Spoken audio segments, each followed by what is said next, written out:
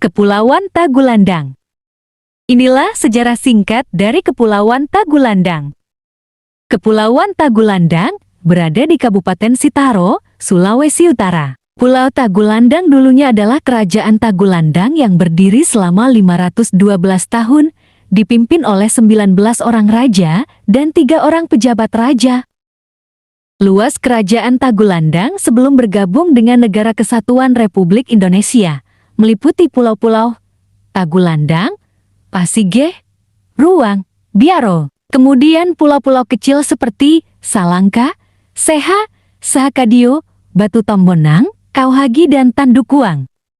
Menurut cerita sejarah, Bulango dari Kerajaan Bawontehu bermigrasi ke Tagulandang. Di Tagulandang, ia dan anaknya yang bernama Lohorong bersama pengikutnya mendirikan Kerajaan Tagulandang. Menurut sejarah juga bahwa Bulango adalah saudara dekat dari Raja Siau pertama, yaitu Lokong Banua.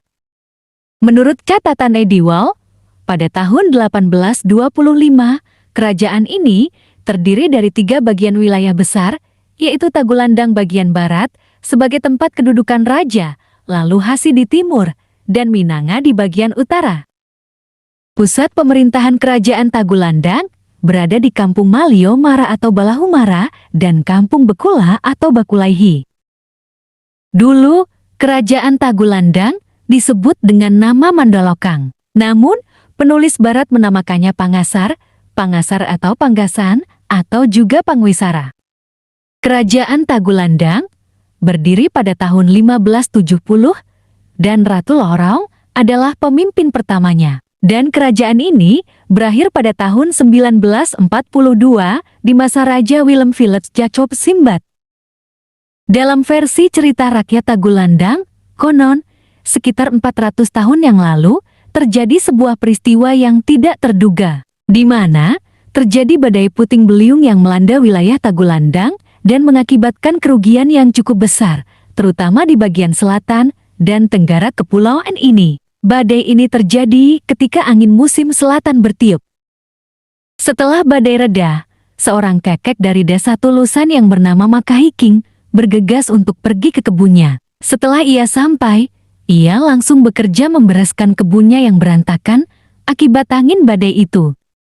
Tak lama kemudian, Makahiking dikejutkan dengan seorang wanita yang ia temukan di kebunnya dan berada di antara pohon-pohon yang tumbang. Makahiking seakan tak percaya dengan apa yang ia lihat. Bahkan ia sempat berpikir, jangan-jangan itu adalah makhluk halus yang menyerupai wanita yang sangat cantik. Tiba-tiba, Makahiking mendengar isakan tangis dari perempuan itu sambil berkata, "Ya kok wawine, na tuntung bau pulisang, nawawasu angin mangkilaeng." Artinya, saya seorang wanita, datang dari Pulisang, terbawa angin badai semalam. Itulah ucapan pertama sang putri kepada Makahiking. Saat itu, sekujur tubuh perempuan itu hanya terbungkus daun dari pepohonan yang roboh. Tanpa mengeluarkan sepatah kata pun, Makahiking langsung bergegas pulang ke rumahnya, mengajak istri dan beberapa warga untuk melihat wanita yang ia temui di kebunnya. Tak lupa juga ia membawakan pakaian istrinya untuk dikenakan perempuan itu. Setelah semuanya selesai, mereka kemudian pulang bersama. Diangkatnya perempuan itu menjadi anak mereka. Dan diberi nama Lohorong yang diambil dari bahasa daerah Tagulandang, yaitu Maraloho Surong yang berarti ditemukan di antara dedaunan pohon. Setelah keadaan mulai membaik, berkumpullah para tokoh masyarakat dan semua wahaning wanua atau pejuang negeri, yakni Walandungo, Wansiani, Lahawatang. Mereka bermusyawarah, mengambil prakarsa dan bersepakat untuk menjadikan Mandolokang atau Tagulandang sebagai wilayah kerajaan sendiri.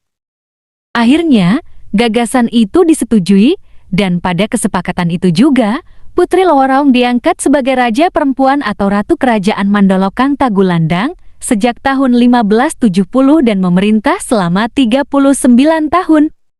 Adapun Wolondungo sebagai panglima perang sangat berjasa dalam mempersatukan dan mempertahankan keutuhan kerajaan Mandolokang yang meliputi Tagulandang, Talis, Bangka, dan Lembe.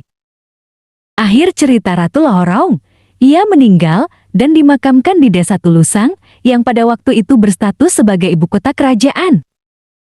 Sekian dulu cerita sejarah singkat dari Kepulauan Tagulandang. Tunggu video lainnya ya.